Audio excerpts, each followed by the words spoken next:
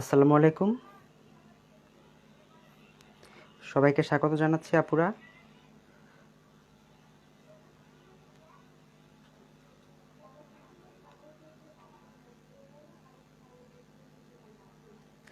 আমাকে একটু জানাবেন যে শুনতে পাচ্ছেন কিনা আপনারা ঠিক মতো। শুনতে পেলে আমাকে জানান, তাহলে আমি ক্লাসটা শুরু করতে পারি আজকে।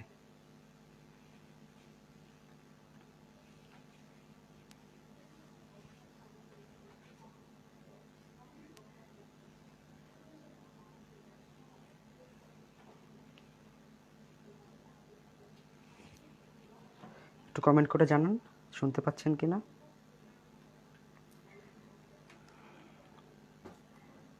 আচ্ছা, ঠিক আছে, শোনা যাচ্ছে। জানাচ্ছি আপুরা। আচ্ছা, আরও অনেকেই আসবে। 56 জন এসেছে মাত্র, তাহলে সবাই আসলে আমি একবারে শুরু করছি। এখন বাজে হচ্ছে 2:33 বাজে, আমি আর 2 মিনিট অপেক্ষা করছি। একেবারে 2:35 আমি শুরু করছি, ঠিক আছে? আচ্ছা, এভরিথিং ওকে। ওকে,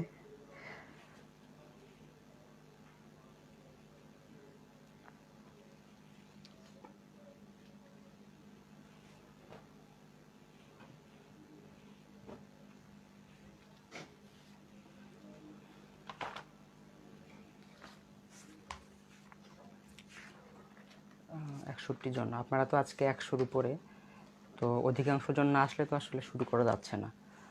এক এক করে সবাই চলে আসুন। আজকে প্রথম দিন তো অনেকেই লাইভে জয়েন করার বিষয়টা হয়তো অনেকের কাছে ক্লিয়ার না, তো একটু সময় লাগবে, সবাই একটু ম্যানেজ করে নেন। 70-80 জন হয়ে যাবে আশা করি এর মধ্যেই, তখন আমরা শুরু করছি। আচ্ছা, শুনতে পাচ্ছে সবাই?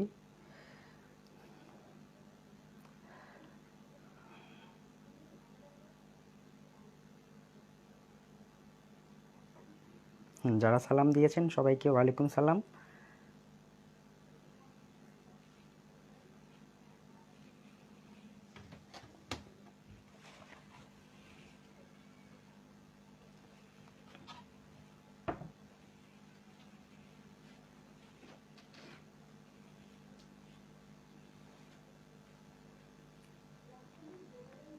আচ্ছা, শিফাত আপু, হ্যাঁ, কাঙ্ক্ষিত ক্লাস শুরু হয়ে গিয়েছে, আমি এখনই শুরু করছি। তো সবাইকে আবারও আমি স্বাগত জানাচ্ছি আমার আজকের ডায়েরি ক্লাসে। আচ্ছা, যারা শব্দ কম পাচ্ছেন, আমার মনে হয় আপনারা আপনাদের ফোনের ভলিউমটা একটু কষ্ট করে বাড়িয়ে নেবেন। আমি যথেষ্ট জোরে কথা বলছি এবং আমার মনে হয় না আমার হেডফোনে বা মাইক্রোফোনে কোনো প্রবলেম আছে। চেষ্টা করছি তবু আমি, আপনারাও একটু আপনাদের ফোনের ভলিউমটা বাড়িয়ে নেবেন কষ্ট করে। ওকে, তো যেহেতু আপনারা সবাই টাইডে শিখতে আসছেন আজকে, সর্বপ্রথম আপনাদের যে জিনিসটা জানতে হবে সেটা হচ্ছে টাইডে কি। টাইডের যে ডেফিনেশনটা সেটা কিন্তু আমাদের অনেকের কাছেই ক্লিয়ার না।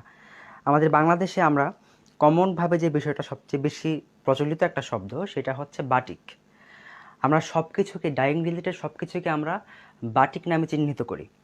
যদিও এটা কিছু কিছু ক্ষেত্রে ঠিক। কখন ঠিক? যখন আমরা মোমবাটিক বা মোমবাটিকের ক্ষেত্রে সেটাকে আমরা বলছি তখন। কিন্তু অল ওভার যত রকমের ডাইং হয় সবগুলোকে আমরা বাটিক বলতে পারি না। বাটিক বলার জন্য স্পেসিফিক কিছু ব্যাপার, কিছু বৈশিষ্ট্য লাগে বাটিকের ক্ষেত্রে। এবং আজকে যেহেতু আমরা টাইডে ক্লাস করছি, টাইডেরও কিছু স্পেসিফিক কিছু বৈশিষ্ট্য আছে। তো আমাদের এই বিষয়গুলো যদি একটু আমরা ক্লিয়ারভাবে জানতে পারি, তাহলে আমার মনে হয় যে বাটিক এবং টাইডের যে কনফিউশন সেটা অনেকাংশেই আপনাদের দূর হয়ে যাবে। এবং তখন যেহেতু আপনারা কাজ শিখছেন, সুতরাং আমার মনে হয় যে এই বিষয়গুলোতে ক্লিয়ার থাকা খুবই জরুরি। যে বাটিক কোনটাকে বলে, টাইডাই কোনটাকে বলে, বাটিকের ডেফিনেশন কি, টাইডাইয়ের ডেফিনেশন কি। যদিও আজকে আমাদের বাটিকের ক্লাস নয়, তবুও আমরা চেষ্টা করব আপনাদের কনফিউশন দূর করার জন্য বাটিক এবং টাইডের মধ্যকার যে বিষয়গুলো সেগুলো একেবারে ক্লিয়ারভাবে আপনাদের সামনে উপস্থাপন করতে। ঠিক আছে? ওকে, তো শুরুতেই বলছি টাইডাই নিয়ে। আপনারা একটু খেয়াল করবেন যে টাই ডাই শব্দটা একটু ভালো করে খেয়াল করবেন। যদি একটু মনোযোগ সহকারে খেয়াল করেন তাহলে দেখবেন এখানে কিন্তু দুইটা শব্দের একটা কম্বিনেশন, টাই অ্যান্ড ডাই। ঠিক আছে? Tie and dye. তো যেহেতু আমরা সবাই কিছুটা হলেও ইংরেজি পড়াশোনা করেছি, তো টাই অর্থ আমরা জানি যে বাঁধা বা কোনো কিছু বেঁধে নেওয়া, আর ডাই অর্থ হচ্ছে রং করা। সুতরাং দুটো মিলে যে বিষয়টা দাঁড়ায় তা হচ্ছে বেঁধে রং করা, মানে এটার বাংলা করলে। তো এর থেকে আমরা কি বুঝতে পারছি? কোনো একটা কাপড়কে আমরা ডিজাইন অনুযায়ী বা আমাদের প্রয়োজন অনুযায়ী বেঁধে তারপর যদি আমরা সেটাকে রং করি, তখন সেটাকে আমরা টাইডাই বলে থাকি, তাই তো? এটা হচ্ছে টাইডাইয়ের একেবারেই সহজ এবং একেবারেই ইজি একটা ডেফিনেশন আমরা বলতে পারি। আর বাটিক আমরা তখনই বাটিক বলবো যখন সেখানে মোমের ব্যবহার থাকবে, ঠিক আছে? বাটিক শব্দটা হচ্ছে একটা ইন্দোনেশিয়ান শব্দ, এটার বাংলা অর্থ দাঁড়ায় হচ্ছে বিন্দু। তো ওরা এই বিন্দু বিন্দু মোমের সাহায্যে ওরা কাপড়ে নকশা করে তারপর হচ্ছে কাপড়টাকে ডাই করতো। তো তার থেকেই হচ্ছে সেটার নাম হয়েছে বাটিক, যেহেতু সেখানে মোমের ব্যবহারটা আবশ্যক। সুতরাং আমরা টাই ডাইকে কখনোই বাটিক বলতে পারি না। বাটিক তখনই হবে যখন সেটার মধ্যে মোমের একটা ছোঁয়া থাকবে, মানে মূল ডিজাইনটা, মূল কনসেপ্টটাই হচ্ছে সেখানে মোম। আচ্ছা, তো টাইডাই এবং বাটিকের টাইডাই ডেফিনেশনটা আমরা জানতে পারলাম, এবং টাইডাই এবং বাটিকের মধ্যকার যেই একটা পার্থক্য আছে সেটা আমরা বুঝতে পারলাম। আরেকটা বিষয় আমাদের জানতে হবে, সেটা হচ্ছে বাটিক করার জন্য আমাদের অবশ্যই সবসময় ঠান্ডা পানি ইউজ করতে হয়, আদারওয়াইজ গরম পানিতে দিলে কিন্তু মোমটা কাপড় থেকে উঠে যায়। সুতরাং সবসময় ঠান্ডা পানি দিয়ে আমরা বাটিকের কাজটা করে থাকি, অথবা কুসুম গরম পানি, যে গরম পানি দিয়ে করলে আমাদের মোমটা উঠে যাওয়ার সম্ভাবনা থাকে না সেরকম। আর টাইডাইটা আমরা সবসময় গরম পানি দিয়ে করি। ঠান্ডা পানি দিয়েও করা যায়, কিন্তু গরম পানির দিয়ে যদি আপনি টাইডাইটা করেন তাহলে রংটা অনেক দীর্ঘস্থায়ী হয়। এবং হচ্ছে টাইডাই করার জন্য আমরা যে ধরনের রং ব্যবহার করে থাকি সেই রংগুলো সাধারণত গরম পানি দিয়ে ব্যবহার করতে হয়। তো এই হচ্ছে টাইডাই এবং বাটিকের মধ্যকার খুবই কমন কিছু ডিফারেন্স।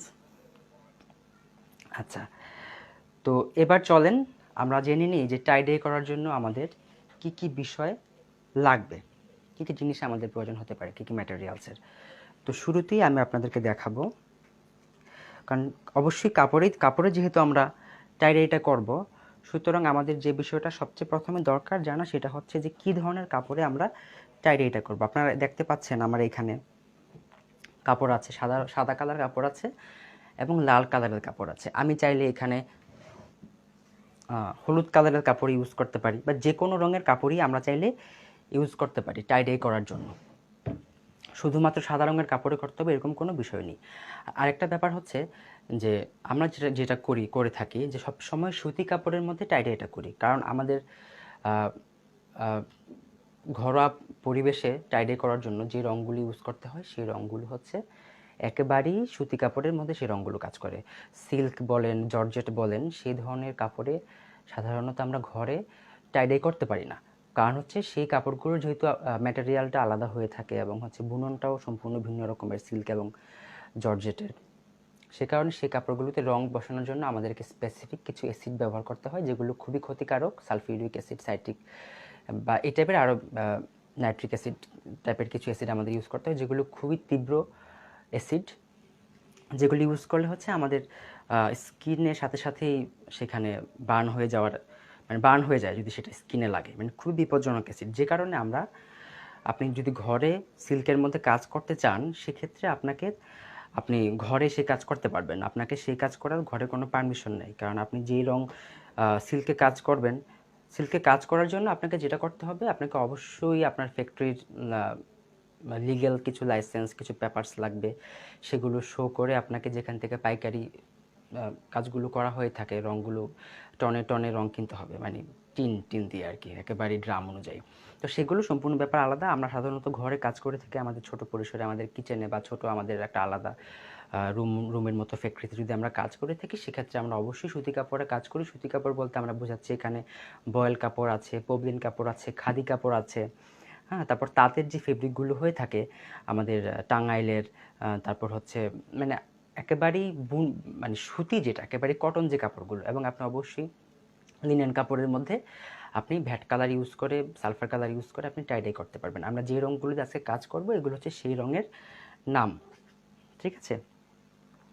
আচ্ছা,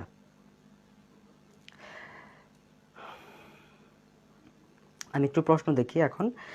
একজন আপু লিখেছে যে মসলিন কাপড়ের মধ্যে করা যাবে কিনা। জি আপু, মসলিন কাপড়ের মধ্যে আপনি করতে পারবেন। আমরা আজকে যে পদ্ধতি করব তার মধ্যে একটা রং দিয়ে আপনি মসলিনে কাজ করতে পারবেন।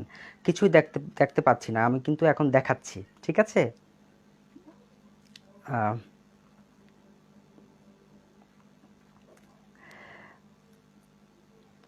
ওকে, সিল্ক কাপড়ের মধ্যে টাইডিটা করা যায় না সেটা আমি বললাম, মানে অবশ্যই করা যায় কিন্তু ঘরে করা যায় না। ঘরোয়া পরিবেশে টাইডাই করার জন্য আমাদের যে বিষয়গুলো প্রয়োজন হয়ে থাকে একেবারেই সিল্কের রংটাই আলাদা সম্পূর্ণ। সেই রংটা হচ্ছে আপনাকে অবশ্যই অ্যাসিড ইউজ করে রংটা অ্যাক্টিভেট করে নিতে হয়, যেটা খুব বিপজ্জনক, সেটা আমরা করতে পারি না। যারা কিছু দেখতে পাচ্ছেন না, আমার মনে হয় তাদের নেটওয়ার্ক জনিত কোনো সমস্যা আছে, কারণ স্ক্রিনের সামনে এখন আমার হাতও আছে, কাপড়ও আছে, সুতরাং দেখতে না পাওয়ার কোনো অপশন নাই। ঠিক আছে, লিনেন কাপড়ের মধ্যে করা যাবে। ওকে, আচ্ছা, তো এবার এই গেল হচ্ছে আমাদের কাপড়ের ব্যাপারে। তো কোথায় এগুলো পাওয়া যায় সেই ব্যাপারে হচ্ছে আমরা কিছুক্ষণ পর কথা বলছি। তো এই গেল হচ্ছে আমাদের ম্যাটেরিয়ালের ব্যাপারে। আমরা সুতি কাপড়ে কাজ করব। আমাদের সুতি কাপড় বলতে আমরা বোঝাচ্ছি এখানে ভয়েল কাপড়, বিভিন্ন রকমের ভয়েল কাপড় মার্কেটে পাওয়া যায়, সেই ভয়েল কাপড় আমরা ইউজ করব।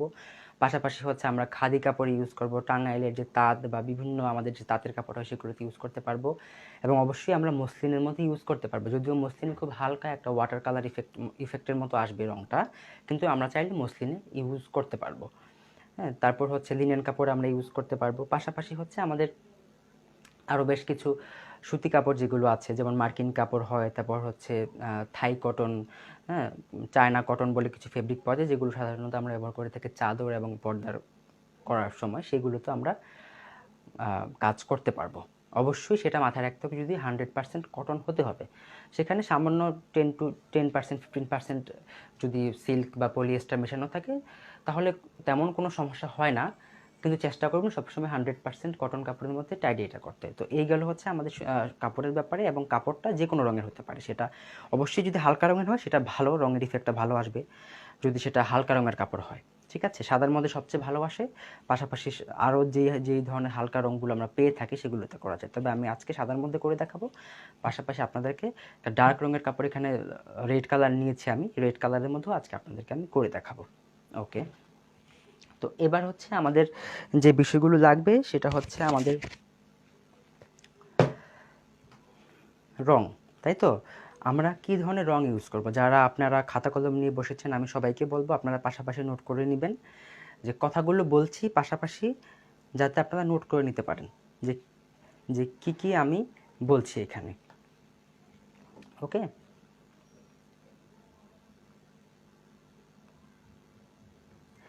কোটা শাড়িতে করা যাবে। টিস্যু কাপড়গুলো সাধারণত সুতি হয় না যদিও, তবে আপনি যদি সেটা সুতি হতে পারে তাহলে আপনি সেখানে করতে পারবেন। আচ্ছা, আমি আপনাদেরকে বলেছিলাম যে যখন যে অংশে থাকবো সেই অংশ নিয়ে প্রশ্ন করবেন, ঠিক আছে। এবং আপনারা উত্তেজিত হবেন না, উদ্বিগ্ন হবেন না, পরপর সবগুলো বিষয় আমি ডেসক্রাইব করে যাব, আপনারা মনোযোগ সহকারে জাস্ট দেখতে থাকুন। যদি মনে হয় আমি কোনো পার্ট মিস করে গিয়েছি সেক্ষেত্রে কমেন্ট করে আমাকে জানিয়ে দিবেন যে আমি কোনো একটা অংশ মিস করেছি, ঠিক আছে। ওকে, তো এ পর্যায়ে আমি আপনাদেরকে দেখাবো রং।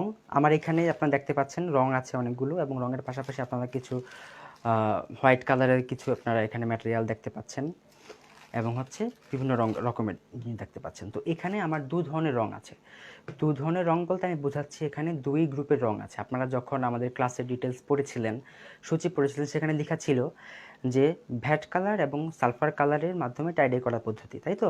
তো এখানে আমার ভ্যাট কালারও আছে এবং সালফার কালারও আছে। তো আমি পর্যায়ক্রমে আপনাদেরকে ভ্যাট কালার এবং সালফার কালার বিষয়গুলো আপনাদেরকে আমি বলছি, আপনারা চাইলে নোট করে নিতে পারেন পাশাপাশি।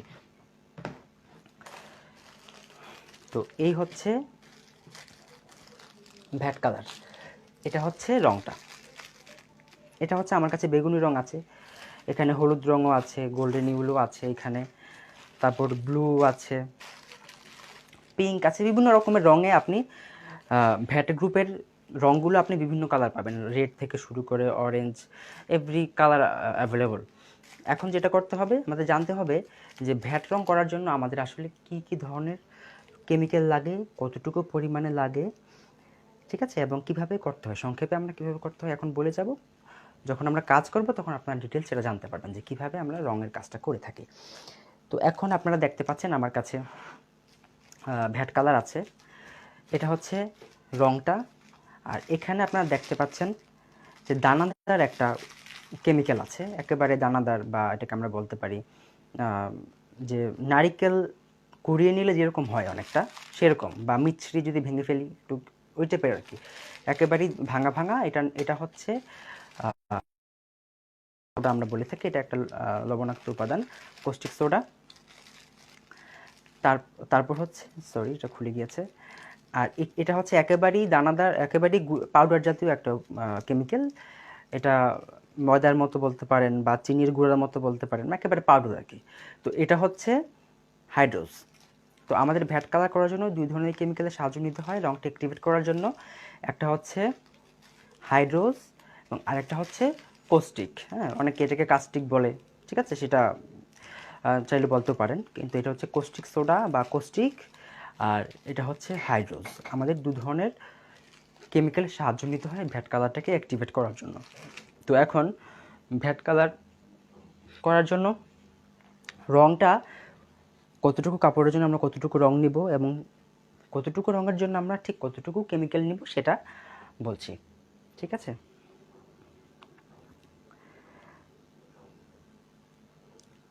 হ্যাঁ, ভ্যাট রংটার নামই হচ্ছে ভ্যাট রং, ঠিক আছে। আমরা যেমন বিভিন্ন কিছু কাপড়ের, যেমন আপনারা জানলেন যে ভয়েল কাপড় হয়, পবলিন কাপড় হয়, এরকম রঙেরও তো বিভিন্ন রকমের ধরন আছে। তো এটা হচ্ছে এক ধরনের রং, ভ্যাট রং। তো এই ভ্যাট রঙের মধ্যেই হচ্ছে, এই ভ্যাট গ্রুপের মধ্যে আপনি বিভিন্ন রকমের আপনি কালার পেয়ে যাবেন, ঠিক আছে, যেমন লাল বলেন, খয়েরি বলেন, সবুজ, হলুদ, কমলা, সব কালারই পেয়ে যাবেন আপনি, কফি কালার, ব্ল্যাক কালার পেয়ে যাবেন। তো এখন আমরা সাধারণত যেটা আমাদের করতে হয় যে ভ্যাট কালার প্রতি 3 গজ কাপড়ের জন্য আমরা ব্যবহার করে থাকি 1 তোলা রং। এটা মনে রাখবেন যে 3 গজ কাপড়ে আমাদের রং লাগবে 1 তোলা, 1 তোলা বা হচ্ছে 10 গ্রাম, ঠিক আছে, 1 তোলা বা হচ্ছে 10 গ্রাম। তো এটা হচ্ছে আমাদের ভ্যাট কালার। 3 গজ কাপড়ের জন্য আমরা 1 তোলা রং ব্যবহার করব, এবং 1 তোলা রঙের জন্য আমরা ব্যবহার করব হচ্ছে 2 তোলা করে কেমিক্যাল। অর্থাৎ যদি আমাদের রং হয় 1 তোলা, আমাদের কেমিক্যাল হবে হচ্ছে, মানে হাইড্রোজ হবে হচ্ছে আমাদের 2 তোলা, কস্টিক হবে হচ্ছে 2 তোলা। রঙের দ্বিগুণ পরিমাণে আমাদেরকে কেমিক্যালগুলো মেপে নিতে হবে। সাপোজ আমার রং লাগলো 1 চামচ, তখন আমি কি করব, কস্টিক নেব 2 চামচ, হাইড্রোজ নেব 2 চামচ, মানে রঙের ডাবল পরিমাণে আমরা এগুলো নিব। এবং মনে রাখবেন 4 গজ কাপড়ে 3 থেকে 4 গজ, মানে অনেক সময় যেটা হয় আমরা একটা কাপড়কে খুব বেশি পেতে ফেলি, সেখানে খোলা জায়গা খুবই কম থাকে, তখন আমাদের কিন্তু রঙটাও কম লাগে। তো এটা আসলে ডিপেন্ড করে আমাদের ডিজাইনের উপরে, যে আমরা আসলে ঠিক কতটুকু কাপড়ে ইউজ করব, সেটা সেটা আমাদেরকে বুঝতে হবে, বুঝে আমরা রঙটা এবং কেমিক্যালটা আমরা আমরা মেপে নিব, ঠিক আছে। হ্যাঁ, রঙটা সম্পর্কে বলা হচ্ছে, একটু মনোযোগ সহকারে শুনুন। এটা হচ্ছে হাইড্রোজ, ঠিক আছে।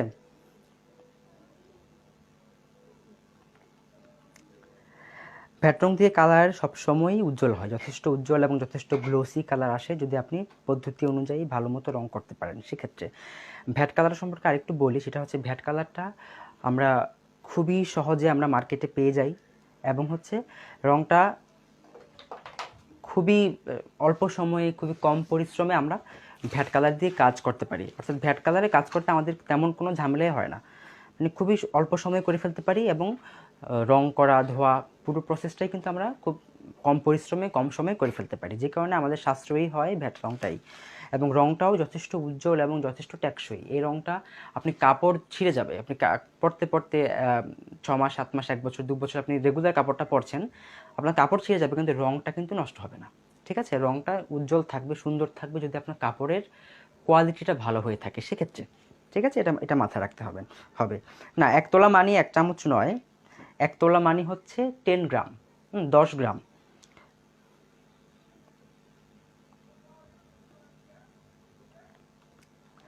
ঠিক আছে।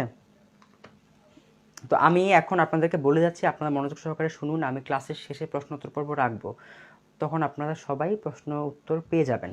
এখন যতটুকু বলছি তার মধ্যে আপনারা আশা করি বুঝতে পারবেন, এবং একই প্রশ্ন একাধিকজন করবেন না। হ্যাঁ, এতে কিন্তু ক্লাসে আমার ডিস্টার্ব হয়, এটা মাথায় রাখতে হবে আপনাদেরকে। একই প্রশ্ন একাধিকজন করবেন না, একজন যদি করে থাকে, উত্তর দেওয়া হয়ে থাকে, তাহলে পরবর্তীবার এই প্রশ্নটা যদি না করেন সেটাই সবার জন্য ভালো। আচ্ছা, তো এই গেল আমাদের ভ্যাট রঙের ব্যাপারে। 4 গজ কাপড়ে বা 3 থেকে 4 গজ কাপড়ে আমাদের রং লাগবে 1 তোলা। 1 তোলা রঙের জন্য আমাদের কেমিক্যাল লাগবে 2 তোলা পরিমাণে, ঠিক আছে? এই গেল আমাদের ভ্যাট রঙের ব্যাপারে। তারপর হচ্ছে আমাদের সালফার কালার। এটা হচ্ছে সালফার কালার।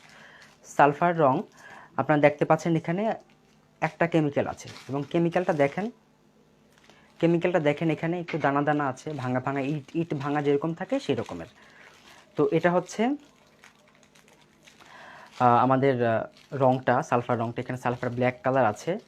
আর এই কেমিক্যালটার নাম হচ্ছে সোডিয়াম, ঠিক আছে? এটা লবণের মতো কাজ করে, এটাও একটা আপনার লবণের উপকরণ। তো বা এটা রংটা আসলে অ্যাক্টিভেট করতে সাহায্য করে। কেমিক্যালগুলো ছাড়া আমরা কিন্তু রং অ্যাক্টিভেট করতে পারবো না, আমাদের এটা মাথায় রাখতে হবে। কেমিক্যালগুলো আমাদেরকে অবশ্যই ইউজ করতে হবে, এবং সঠিক পরিমাণে এবং অবশ্যই সঠিক পদ্ধতিতে আমাদেরকে কেমিক্যালগুলো ব্যবহার করতে হবে। পদ্ধতিটা আমরা বলে দিব, অবশ্যই করেও দেখাবো আপনাদেরকে। এখন রঙের বিষয়ে জানেন তো, ভ্যাট রঙের পরপরে যে রংটা আমরা সর্বাধিক ব্যবহার করে থাকি সেই রংটা হচ্ছে সালফার কালার। কিন্তু সালফার রংটা মাথায় রাখতে হবে যে ভ্যাট রঙের মতো অতটা টেকসই হয় না। কারণ হচ্ছে ভ্যাট রঙের যে উপকরণটা সেটা সালফারের যে উপকরণগুলো থাকে বা রংটাই ভ্যাটের মতো অত স্ট্রং না, যে কারণে দেখা যাবে যে ভ্যাট রংটা আপনার দীর্ঘদিন পরার পর নষ্ট হচ্ছে না, কিন্তু সালফার রংটা দেখা যাচ্ছে কিছু কিছু মাস পরার পরে আস্তে আস্তে রংটা হালকা হয়ে যাচ্ছে, উঠে যাচ্ছে। হ্যাঁ, বা আপনি পড়তে পড়তে অনেক সময় দেখা যায় যদি সঠিক পদ্ধতি অনুযায়ী আপনি অ্যাপ্লাই করতে না পারেন, দেখা যায় যে আপনি পড়তে পড়তেই দেখা যায় যে রংটা উঠে যাচ্ছে। তবে চেষ্টা করলে এবং যদি পদ্ধতি অনুযায়ী কাজ করেন তাহলে ভ্যাট রং, সালফার রংটাও কিন্তু অনেকটাই অ্যাক্টিভেট, অনেকটাই স্ট্রং করা সম্ভব, যদিও পুরোপুরি এটা টেকসই হয় না, রঙের ধরনটা এরকম। আচ্ছা, তো এই রংটা আমাদের লাগে হচ্ছে প্রতি 1 গজ কাপড়ের জন্য আমাদের 1 তোলা পরিমাণে লাগে সালফার রং, ঠিক আছে? 1 তোলা পরিমাণে সালফার রং লাগে, এবং 1 তোলা পরিমাণেই আমাদের লাগে হচ্ছে সোডিয়াম। অর্থাৎ 1 তোলা রঙের জন্য আমাদের 1 গজ কাপড়ের জন্য আমাদের 1 তোলা রং, 1 তোলা সোডিয়াম, সম পরিমাণ করে কাপড়, রং এবং কেমিক্যাল আমাদের লাগবে, ঠিক আছে? যতটুকু কাপড় অতটুকু রং, অতটুকু কেমিক্যাল।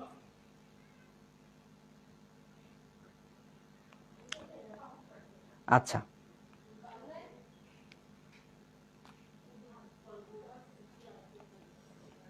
আচ্ছা, তো এবার আমাদের যে বিষয়টা জানতে হবে যে রঙের দাম আসলে কীরকম এবং রঙগুলো আমরা কোথায় কিনতে পারবো, ঠিক আছে? সবাই খাতা কলমে নোট করে রাখবেন।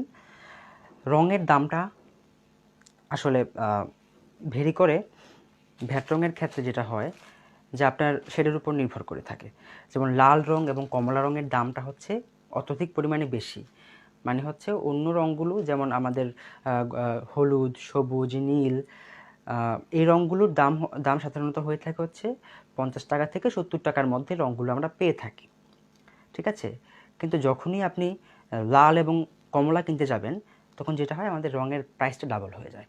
অর্থাৎ তখন 100 টাকা থেকে 120 টাকার মধ্যে আমাদের 1 তোলা রং কিনতে হয়। আবার রঙের সাথে যে কেমিক্যালগুলো থাকে এগুলো কিন্তু রঙের সাথেই আমাদেরকে মেপে দিয়ে দেয় ওরা।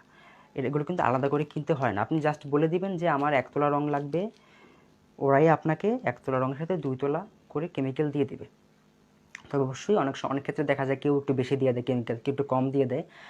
আপনি যদি উল্লেখ করে দেন যে আমার 2 তোলা করেই কেমিক্যাল লাগবে, তাহলে ওরা সেটা মাথায় রেখে আপনাকে পরিমাণ অনুযায়ী আপনাকে দিবে।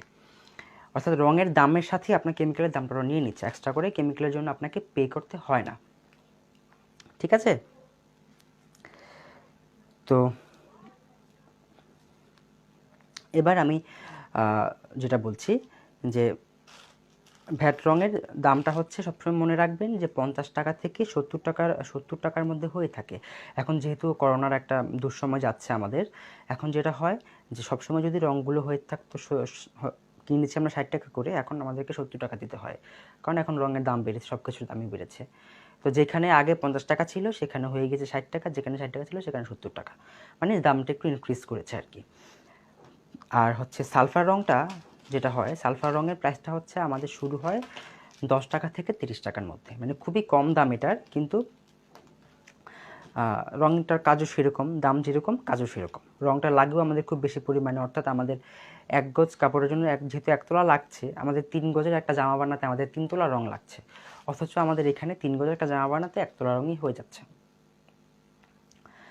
অর্থাৎ যেটা দাঁড়াচ্ছে যে আমাদের খরচ কিন্তু একেবারে সেমই পড়ছে, খরচ সেম। এটা যদি আমাদের 20 টাকা তোলা হয়ে থাকে, সাপোজ 20 টাকা তোলা যদি আমাদের সালফার রঙটা হয়ে থাকে, তাহলে 3 গজের জন্য আমাদের রং লাগছে 3 তোলা, তাহলে 3 20 60, আর এখানে আমাদের 3 গজ কাপড়ের জন্য আমাদের 1 তোলা রং লাগছে, অর্থাৎ 1 তোলা রঙের দাম 60 টাকা। তাহলে কি দাঁড়ালো, যে একই কিন্তু প্রাইসটা হয়ে যায় কাজ করার ক্ষেত্রে যে আমাদের। তাহলে আমরা কেন ভালো রং ব্যবহার না করে খারাপটা ব্যবহার করব, মানে খারাপ বলতে তুলনামূলকভাবে একটু কম টেকসই রংটা আমরা কেন ব্যবহার করব? এর কারণ হচ্ছে আমাদের ভ্যাট রংটা, কিছু কিছু রং থাকে ভ্যাট গ্রুপের, যেমন লাল রং, কালো রং, ম্যাজেন্টা রং, হ্যাঁ, বা ফিরোজা রং। এই রংগুলো যেটা হয় আমাদের ভ্যাটে পারফেক্টভাবে আসে না, মানে যেই শেডটা আমরা চাই সাধারণত, আমরা লাল একেবারে টকটকে, এরকম টকটকে আমরা লাল চাই, সেই লালটা আমরা পাই না। আমরা একেবারেই কালির মতো কালো চাই, সেই কালোটাও আমরা ভ্যাটে আসে না। তখন আমাদের কী করতে হয়, বাধ্য হয়েই সালফার রঙের উপর নির্ভর করতে হয়, কারণ সালফারের লালটাও খুব সুন্দর লাল হয়, কালোটাও খুব সুন্দর লাল হয়। তখন আমাদের বাধ্য হয়েই সালফারে শিফট করতে হয়, কিছু কিছু রঙের সীমাবদ্ধতার কারণে এটা করতে হয়। তো যে কারণে আমরা আসলে যখন আমাদের দরকার, সুবিধা অনুযায়ী, আমাদের রিকোয়ারমেন্ট অনুযায়ী আমরা যখন যে রঙটা দরকার আমরা সেই রঙটা ইউজ করি। ভ্যাট এবং সালফার আমরা এভাবেই মেপে নেই, ঠিক আছে? এখন আমি কাপড় নিয়ে কথা বলছি না, সুতরাং কাপড় নিয়ে কেউ প্রশ্ন করবেন না। হ্যাঁ, আমরা যখন প্রশ্নোত্তর পর্বে যাব তখন কাপড় নিয়ে প্রশ্ন করবেন, কাপড়ের ব্যাপারে বলা হয়েই গিয়েছে অলরেডি। প্রশ্নোত্তর পর্বে আরেকবার প্রশ্ন করবেন, আমি বলে দিব আপনাদেরকে কাপড়ের বিষয়গুলো আবার। আচ্ছা, হ্যাঁ, ভালো প্রশ্ন করেছেন, thank you so much Farhan Afroz আপু। যে কোন দেশের রং কিনবো আমরা, আসলে রঙগুলো কিন্তু কোনোটাই আমাদের বাংলাদেশি না, রঙগুলো বাহির থেকে আসে। ভ্যাট রং বলেন, সালফার রং বলেন, প্রত্যেকটা রঙই কিন্তু আমরা বিদেশ থেকে ইম্পোর্ট করে থাকি আমাদের বাজারে। বাজারগুলো কোথায় কোথায় আমরা রং কিনতে পাই, নিউ মার্কেটে যে গাউসিয়া মার্কেট আছে সেখানে, তার সাথেই কিন্তু ধানমন্ডি হকার্স মার্কেট, তারপর হচ্ছে যেটাকে আমরা বলতে পারি নুরওয়ানি মার্কেট, সেই মার্কেটগুলোতে নাজরানা, তারপর হচ্ছে রং বিতান, কুমিল্লা হার্ডওয়্যার, নিউ সাত রং, লাকসাম হার্ডওয়্যার, বিভিন্ন রকমের রঙের দোকান আছে সেখানে। ব্লক, বাটিক, টাইডাই, তারপর হচ্ছে ক্রাফটের বিভিন্ন ম্যাটেরিয়ালসের অসংখ্য দোকান সেখানে আছে। আপনারা যদি কষ্ট করে একটু নিউ মার্কেটে চলে যান, তাহলে সেখানে কম দামের মধ্যে আপনারা বিভিন্ন রকমের অনেক রং আপনারা কিনতে পারবেন। আর হচ্ছে যেহেতু সেখানে অনেক দোকান, আপনি যাচাই বাছাই করে দামটা আপনার মতো করে আপনি বিভিন্ন দোকান থেকে কিনে নিতে পারবেন। যারা নিউ মার্কেটে আসতে পারবেন না, তাহলে আপনারা কী করবেন, মিরপুরে রঙের দোকান আছে অনেক না, সরি, 2 জায়গায় রঙের দোকান আছে। মিরপুর 1 নম্বরে রঙের দোকান আছে। স্পেসিফিক অ্যাড্রেসটা আমি বলতে পারবো না, কারণ মিরপুর থেকে আমি রং কিনিনি কখনো। মিরপুরে 1 নম্বরে রঙের দোকান আছে এবং 11 নম্বরে রঙের দোকান আছে। 11 নম্বরে যে বাজারটা আছে, কাঁচা বাজার বলে থাকি আমরা, বা বড় যে বাজারটা হয়, সেই বাজারেই কাপড়ের দোকান, রঙের দোকান আছে, সেখানে গেলে আপনারা পেয়ে যাবেন। যারা উত্তরায় থাকেন তারা যেটা করবেন, রাজলক্ষ্মী চলে আসবেন। রাজলক্ষ্মীতে যে কুশল সেন্টার আছে, মার্কেট একেবারে মেন রোডের সাথেই, সে কুশল সেন্টারে রঙের দোকান আছে। কুশল সেন্টারের নিচতলায় লিফটের সাথে একটা রঙের দোকান আছে, আর সেখানে ঢুকতেই একটা রঙের দোকান আছে, শোভা কালার হাউস নামে রঙের দোকান। সেখান থেকে আমি রং কিনি, যে কারণে স্পেসিফিকভাবে অ্যাড্রেসটা বলতে পারলাম। আচ্ছা, যাত্রাবাড়ির আশেপাশে আপু আমার জানা নাই, আপনি চাইলে রাজধানী মার্কেট আছে গুলিস্থানে, আপনি রাজধানী মার্কেট থেকে রং কিনতে পারবেন। তারপর হচ্ছে রাজধানী মার্কেটে থেকে কিনতে পারবেন, অথবা চকবাজারে হিউজ পরিমাণে রঙের দোকান আছে, সেখান থেকে পাইকারি আপনি রং কিনতে পারবেন, ঠিক আছে? আমরা রং বিক্রি করি না, জান্নাতুল ফেরদৌস শিলা আপু। আমরা অ্যাড্রেস বলে দিব, আপনারা সেখান থেকে কিনে নিতে পারবেন, অথবা আমরা যদি মার্কেটে যাওয়া সম্ভব না হয়, এখন যেহেতু প্যান্ডেমিক সময়, আপনারা অনলাইনে লিঙ্ক দিয়ে দিব। আমরা অনলাইনে অনেকে রং বিক্রি করে, আমরা ট্রাস্টেড কিছু অনলাইন শপের লিঙ্ক দিয়ে দেবো ক্লাসের পরে, আজকে বা কালকে। সেখান থেকেও আপনারা চাইলে রং কিনে নিতে পারবেন, ঠিক আছে? মোহাম্মদপুরে নেই, আপনাকে কষ্ট করে রাজলক্ষ্মী যেতে হবে, তাসফিয়া বুশরা আপু। সেখানে গেলেই আপু রং আপনি দোকান দেখতে পারবেন, বাহির থেকেই দেখা যায় সেখানে নিউ মার্কেটে, বা যেটাকে বলছি আমরা নুরানি মার্কেট গাউছিয়ার সাথে, সেখানে হিউজ পরিমাণ রঙের দোকান আছে, অনেকগুলো রঙের দোকান। ঠিক আছে, আমার এখানে যথেষ্ট ক্লিয়ার আছে আপু। আপনি হয়তো আপনার নেটওয়ার্কের সমস্যা থাকতে পারে, যে কারণে আপনি ক্লিয়ার দেখতে পাচ্ছেন না। একটু ম্যানেজ করে নিন বিষয়টা। স্ক্রিনে প্রবলেম হতে পারে, আপনি একটু ম্যানেজ করে নেন। আমার এখানে স্ক্রিনে কোনো সমস্যা নেই আপু, আমি ক্লিয়ার, আমি আমার মনে হচ্ছে আমি একেবারে ক্লিয়ার দেখতে পাচ্ছি। আমি তো কাজ করছি এবং আরেকটা স্ক্রিনে দেখছিও, আমার এখানে কোনো সমস্যা হচ্ছে না। হ্যাঁ, চট্টগ্রামে কোথায় পাওয়া যাচ্ছে সেটা আপনাদেরকে বলছি। যেহেতু আমি চট্টগ্রাম থাকি না, তারপর আমি খোঁজ নিয়েছি যে কোথায় চট্টগ্রামে রঙগুলো পাওয়া যায়, আমি আপনাদেরকে বলে দিচ্ছি। আচ্ছা, চট্টগ্রামে হচ্ছে যেটা আমরা ইয়ে করে থাকি, যে লাকি প্লাজা নামে, লাকি প্লাজা, তারপর হচ্ছে গোলাম রসুল মার্কেট, জানি না কোন এলাকা এটা, সেখানে আপনারা কিন্তু পেয়ে যাবেন চট্টগ্রামে যারা আছেন তারা। তারপর চট্টগ্রামে আরও বেশ কিছু রঙের, আরও হয়তো বা একটা দুটো রঙের দোকান থাকতে পারে। আপনারা যদি একটু, যারা চট্টগ্রামে থাকেন, নিজেদের বাড়ি ওখানে, তারা যদি একটু সার্চ করেন, একটু খোঁজ খবর নেন, তাহলে আমার মনে হয় যে পেয়ে যাবেন। ঠিক আছে, চট্টগ্রামের টেরি বাজারে কাটা পাহাড় লেনে রং বিতান আছে। ঠিক আছে, যারা চট্টগ্রামে থাকেন এখানে একটু কষ্ট করে দেখে নেবেন, চট্টগ্রামে টেরি বাজার, কাটা পাহাড় লেন, রং বিতান। আর যারা সিলেটে থাকেন তাদের জন্য হচ্ছে মিতালি ম্যানশন নামে একটা মার্কেট আছে জিন্দা বাজারে, সম্ভবত জিন্দা বাজার, সেখানে আপনারা রং পেয়ে যাবেন। ঠিক আছে, আচ্ছা, সেগুলো আমি বলতে পারবো না। আমি কয়েকটা বড় বড় সিটি থেকে আমি একটু খোঁজ নিয়েছি যে কোথায় রঙের দোকান আছে, সেখান থেকে আমি ইয়ে করেছি। আচ্ছা, স্ক্রিন ক্লিয়ার আছে, অনেকেই স্ক্রিন ক্লিয়ার দেখতে পাচ্ছে। আপনারা যারা ক্লিয়ার দেখতে পাচ্ছেন, আমার মনে হয় আপনাদের নেটওয়ার্কে একটু সমস্যা আছে, সে কারণে আপনারা দেখতে পাচ্ছেন না। একটু ম্যানেজ করে নেবেন পুরো।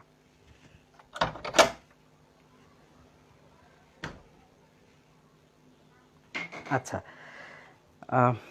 আমি আসলে বাংলাদেশে তো 64টা ডিস্ট্রিক্ট আছে, তো কোথায় পাওয়া যায় সেটা তো আমার জানা নেই, না থাকাটাই স্বাভাবিক। যেখানে রঙের আসলে রঙগুলো মূলত পাওয়া যায় সারা বাংলাদেশ থেকে, যেখানে রং যায়, আমি সেই অ্যাড্রেসগুলো আপনাদেরকে জানালাম। আপনারা যদি কাজ করতে চান, আপনারা এখান থেকে রং কালেক্ট করবেন, এবং হচ্ছে যদি একেবারেই আসা সম্ভব না হয় তাহলে অনলাইনে কিনে নেবেন। ঠিক আছে, এটা মাথায় রাখতে হবে। হ্যাঁ, সরি, আমি বিষয়টা স্কিপ করে গিয়েছি কাজ করতে করতে, যে কোন দেশের রং ভালো হয়। যেমন জার্মানির রংটা খুব ভালো। ঠিক আছে, জার্মানির রংটা খুব ভালো, জার্মান থেকে যে রংগুলো আসে সেগুলো খুব ভালো থাকে। পাশাপাশি হচ্ছে আহ, আহ, কি বলে, চায়নার কিছু কিছু রং ভালো থাকে। তারপর হচ্ছে আপনারা ইন্ডিয়ারও কিছু কিছু রং ভালো, তবে জার্মান থেকে যে যে রংগুলো আসে বাংলাদেশে, সেই সবগুলো রঙই ভালো থাকে। ঠিক আছে, তো যখন রং কিনবেন, তারা একটু চেষ্টা করবেন যে দোকানদারের কাছ থেকে জেনে আস্ক করে যে কোথায় আসলে রঙগুলো, কোন এলাকার রঙটা ভালো, বা আপনাদের কাছে কোন দেশের রঙটা আছে, জেনে যদি কিনতে পারেন, তাহলে আমার মনে হয় যে সেটা আপনার জন্য হেল্পফুল হবে। ঠিক আছে, 1 নম্বর 2 নম্বর রং চেনার কোনো উপায় নেই।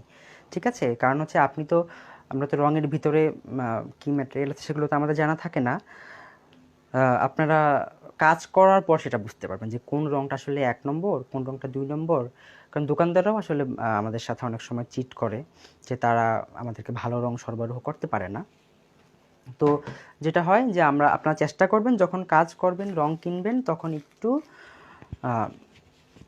জিজ্ঞেস করে ভালো রংটা আপনাদের পরিচিত দোকান থেকে যদি কিনতে পারেন তাহলে ভালো হয়। হ্যাঁ, রং কিনার লিঙ্কটা এখন দিতে পারবো না, এখন তো ক্লাস করাচ্ছি, ক্লাসের পর আমি দিয়ে দিব। ঠিক আছে, আর এখন কাপড়ের বিষয়ে একটু বলি, যে কাপড়গুলো পাইকারি যদি আপনারা কিনতে চান, তাহলে আপনারা চলে আসবেন ইসলামপুরে। ঢাকার ইসলামপুর আছে, ইসলামপুরে তো কাপড়ের পুরো, যেটা আমরা বলতে পারি যে স্বর্গ, এত এত কাপড় সেখানে। ইসলামপুর চলে আসবেন, অথবা গাউসিয়া আছে, কি বলে এটা হচ্ছে নারায়ণগঞ্জ, যে গাউসিয়া আছে সেখানে চলে যাবেন, বা নরসিংদী বাবুরহাট আছে সেখানে চলে যাবেন, পাইকারি যদি কাপড় কিনতে চান খুব হিউজ পরিমাণে। হ্যাঁ, কয়েক থান, 10-12 থান কিনবেন আপনারা, তখন আপনারা সেখানে চলে যাবেন। আদারওয়াইজ 1 গজ, 2 গজ, 5 গজ, 1 থানের জন্য এত দূর তো যাওয়ার কোনো দরকার নাই। এলাকা থেকে আপনাদের আশেপাশে মার্কেটে তো গজ কাপড় পাওয়া যায়, সেখান থেকে কিনে কাজ করবেন। ঠিক আছে, জার্মানির রংটা দাম একটু বেশি হয়ে থাকে, 5-10 টাকা বেশি হয়ে থাকে আর কি। কিন্তু দোকানদাররা তো আসলে বলে না যে কোন দেশ থেকে এনেছে, ওরা সবগুলোর দামই একরকম রাখে। ঠিক আছে, এটা আসলে যদি আপনার দোকানদারদের সাথে ভালো সম্পর্ক থাকে সেক্ষেত্রে আপনারা, ঠিক আছে, সেক্ষেত্রে আপনারা যেটা করবেন যে দোকানদারের সাথে ভালো সম্পর্ক রাখার চেষ্টা করবেন, এই আর কি। সেটা তো আসলে আমাদের কিছু করার নেই। দোকানদাররা যদি যদি নকল রং দেয়, এখন এত এত দোকান, হ্যাঁ, আর আমরা তো আসলে নিজেরা যেহেতু ইম্পোর্ট করছি না, সুতরাং সেটা জানা সম্ভব না। চেষ্টা করবেন বড় দোকান থেকে কিনতে রং। বড় দোকান বলতে একেবারেই যে রঙগুলো, যে দোকানগুলোতে সবসময় বেচা বিক্রি হয়, ওদের রেগুলার রং আনছে, রেগুলার বিক্রি করছে, ট্রাস্টেড, সেরকম দোকান থেকে কিনবেন, তাহলে আপনাদের ঠকার সম্ভাবনাটা কমে যাবে। ঠিক আছে, এটা মাথায় রাখতে হবে। আচ্ছা, তো এবার যেটা করতে হবে, আমরা রঙের বিষয়ে তো আমরা বললাম কোন রং কোথা থেকে আমরা কিনবো, কতটুকু কীরকম দাম হয়ে থাকে, তারপর হচ্ছে কেমিক্যাল কী কী লাগে আমাদের, কতটুকু কেমিক্যাল লাগে, কতটুকু রং লাগে, এগুলো তো আমরা বললাম। এবার যেটা আমরা করব সেটা হচ্ছে আমরা একটা ব্রেকে যাব। ঠিক আছে, 10 মিনিটের একটা ব্রেকে যাব। ব্রেকে গেলে আমরা ব্রেক থেকে এসে, মানে এখন তো 3টা 8 বাজে, আমি 3টা 10-এ একটা ব্রেক নিব, 3টা 20-এ এসে আমরা কাপড় বাঁধার পদ্ধতিগুলো জানবো। ঠিক আছে, কীভাবে কাপড় বাঁধতে হয়, কী কী ডিজাইন হয়, সেই বিষয়গুলো আমরা ব্রেক থেকে এসে আমরা জানবো। ঠিক আছে, এর মাঝে আমি একটু কয়েকটা কমেন্ট দেখে নিই। মিরপুর 1-এর ঠিকানাটা, মিরপুর 1-এর ঠিকানাটা আপনি একটু কষ্ট করে ম্যানেজ করে নিতে হবে আপনাকে, কারণ আমি নিজেও মিরপুরে থাকি না, সুতরাং সেটার বিষয়ে আমি শুনেছি যে মিরপুর 1-এ রং পাওয়া যায়। আর মিরপুর 1-এর দোকানটা আমি এটাও শুনেছি যে সেখান থেকে রং খুব একটা সেল হয় না, সুতরাং যেটা হয় যে দীর্ঘদিন রং পড়ে থাকে এবং ভালো রং পাওয়ার সেখানে পসিবিলিটি নাই। তো আপনি যেটা করবেন, কষ্ট করে মিরপুর 11 বাজারে চলে যাবেন, সেখানে রং পেয়ে যাবেন, অথবা আপনি কষ্ট করে তোরায় অথবা নিউ মার্কেট চলে যাবেন। আর যদি তাও সম্ভব না হয় তাহলে অনলাইন থেকে কিনে নেবেন। বৃষ্টি আপু, রং বেশি কিনে স্টকে রাখা যাবে না, কারণ এই যে কেমিক্যালগুলো আপনি দেখতে পাচ্ছেন, হাইড্রোজ এবং কোস্টিক, এগুলো খুব দ্রুত নষ্ট হয়ে যায়, 2 4 5 7 দিনের মধ্যে নষ্ট হয়ে যায়। সুতরাং আপনি যখনই কাজ করবেন, কাজের আগে আপনি রঙগুলো কিনবেন। আপনি কাপড়টা বাঁধলেন, বেঁধে বাজার থেকে রং কিনে আনলেন, এনে তারপর কাজ করবেন। ঠিক আছে, হ্যাঁ, একটা খুব ভালো প্রশ্ন করেছেন। আমি আসলে, আপনারা অপ্রয়োজনীয় প্রশ্ন না করে এরকম প্রয়োজনীয় প্রশ্ন করবেন, তাহলে কিন্তু ক্লাসটা আমাদের অনেক ভালো হয়। হাফ সিল্কে আপনি রং করতে পারবেন, কিন্তু সুতির মতো পারফেক্ট রংটা হয় না হাফ সিল্কে। ঠিক আছে, এটা মাথায় রাখবেন। একেবারেই ডার্ক শেড, একেবারেই টেকসই হবে না, হালকা আসবে কিছুটা, এবং একটু সামান্য হালকা গরম পানির মধ্যে করবেন, একেবারে ফুটন্ত গরম পানিতে না করে।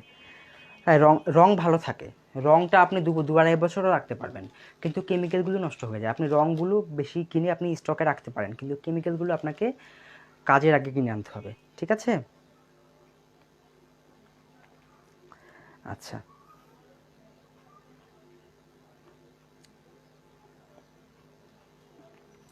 তো আমি একটা ব্রেকে যাচ্ছি। কাপড়ের বিষয়ে এখন বলবো না, একেবারে প্রশ্নোত্তর পর্বে আমাকে প্রশ্ন করবেন, তখন আমি কাপড়ের বিষয়ে বলবো। ঠিক আছে, আচ্ছা, যে একজন বলেছে মিরপুর 10 ফলপট্টিতে পাওয়া যায়, খুবই ভালো হলো। যারা মিরপুরে আছেন 10 নম্বর ফলপট্টিতে একটু খোঁজ করলেই রং পেয়ে যাবেন। আচ্ছা, আমি একটা ব্রেকে যাচ্ছি আপুরা, একেবারেই ঠিক আমি 3টা 20-এ আবার চলে আসব। সবাই যাদের কাছে কাপড় আছে, বাসা পুরাতন কাপড় হতে পারে বা নতুন কাপড়, যাই হোক, কিছুটা কাপড় সাথে রাখবেন। আমি আপনাদেরকে ছোট কাপড়ে করে দেখাবো বাঁধনগুলো ইন্ডিভিজুয়ালি, সেগুলো যদি পাশাপাশি প্র্যাকটিস করতে পারেন চাইলে করতে পারেন, আর না করলে পরেও করতে পারবেন। ঠিক আছে, ওকে।